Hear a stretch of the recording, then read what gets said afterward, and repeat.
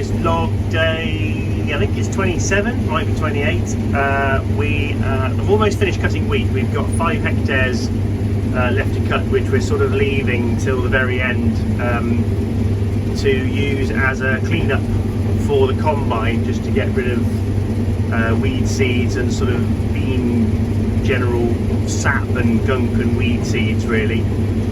So we're over cutting some tundra beans at Kemerton,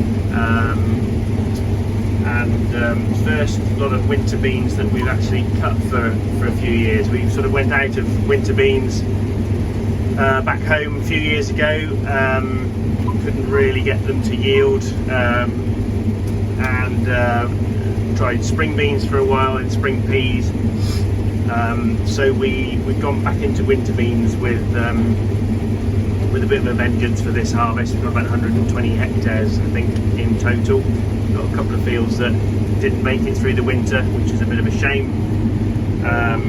Beans are a really good crop. They're nitrogen fixing, so they're leguminous, which obviously means we don't need to put any artificial nitrogen on them. So from a carbon footprint point of view, they're also very, very helpful for that. They're very good for soil health, as they're trying to promote a bit more biological activity in the soil. So that's all some positive sides to beans. And where we have got the weed control really good in a field like this, the yield is pretty good, which is quite a nice feeling. Really weren't quite sure what the beans were going to do this year with the very cold April. They were flowering. A bit of a squeak developed. They were flowering really low in April.